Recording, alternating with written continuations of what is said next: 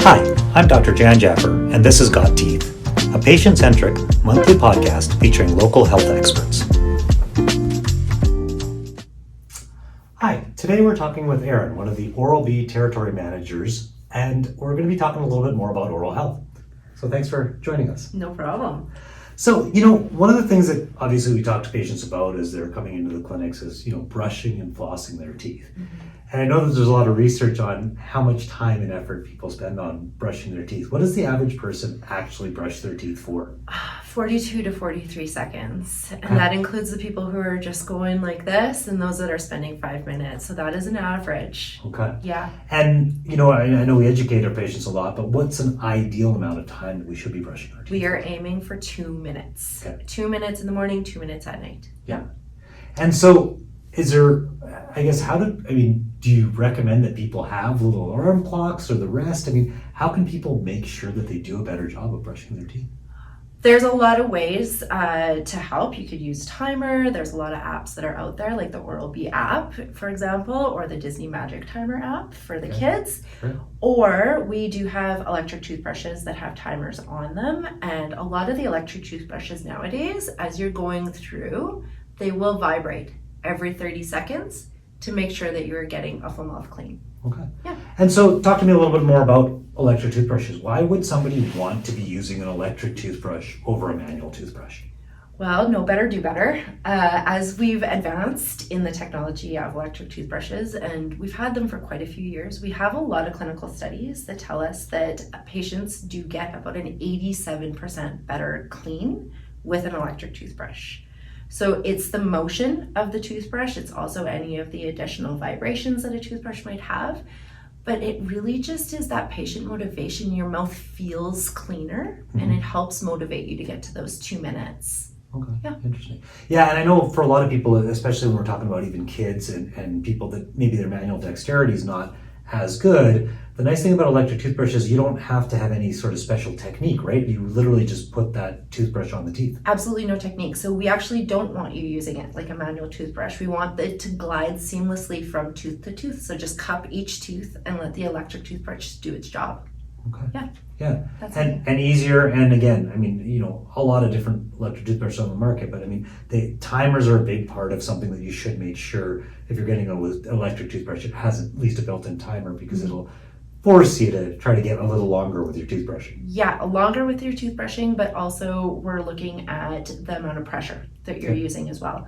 So with a manual toothbrush, that pressure, we can't even really tell what kind of pressure we're using. Yeah. With an electric toothbrush, a lot of them do have a sensor on there. So you will be able to tell if you're not pressing hard enough or if you're pressing too hard. So we really want to have that optimal pressure to break away plaque bacteria without damaging any of our soft tissue. Okay, and that's good to know that that's built into some of those electric toothbrushes. There's fail-safes in there, actually, so that the motor will slow down if you get too aggressive. Okay, yeah.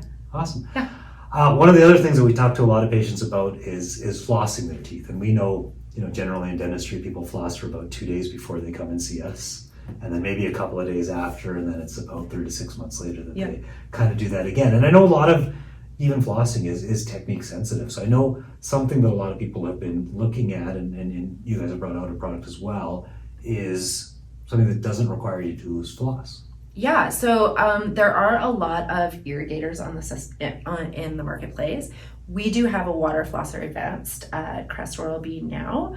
And what we really like about this is the portability, right? So it's a handheld. It's not going to take up a lot of counter space because we do know that we want to remove any barriers to flossing. The water is just going to help flush out any debris that we haven't been able to get with our toothbrush. If we're not going to be flossing, this is definitely an option for us. Anybody with dexterity issues as well, we have a targeted clean head that'll get right into the spots that you need to reach, but we also have an oscillation rotation head that massages the gums. So a lot of different customizability when it comes to the water flosser.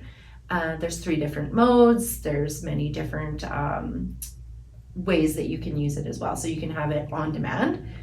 So it's just using water when you want it to, if you want to save your mirrors, or you can press it and spray your kids, use it like a water gun. Yeah. But you can use it in the shower as well. So I highly do recommend that because definitely it takes a little bit of technique. We're looking for a 90 to a 45 degree angle to get in where we need to get with the water flosser. Awesome. Yeah. One of the other things, and again, we've talked about this with the pediatric dentist, so it's just more of a reminder, but toothpaste is also important Yes. when we're brushing our teeth. Yes. Any comments that you want to just bring in around toothpaste? I know that a lot of questions that we get is when do kids start using fluoridated toothpaste? And I don't know if you have any opinions on that we can add to. So paste matters. And actually this year we added stannous fluoride to one of our pastes. So that is a 6+ paste that we would be recommending. So for 3+, we still do recommend using a sodium fluoride paste. And we are using a smear of paste because we do not want to swallow any of the paste. And we still need parental help for children up to the age of 7, definitely, so that we get everywhere that we need to get, so that we're making sure that they're spitting. Mm-hmm. Yep. Yeah, and I know when we talked to the pediatric dentist, they said, fluoride, as soon as they're spitting, or even if they're not, if you're just using a little bit, fluoride is really important for the teeth. Topical fluoride really makes a huge difference. Anything else with take home or any other things that you want to discuss just regarding how we can do a better job when people leave our offices? So the way that we want to set patients up is that this is the home care portion once you leave the office, because taking your hygienist home is a little bit weird.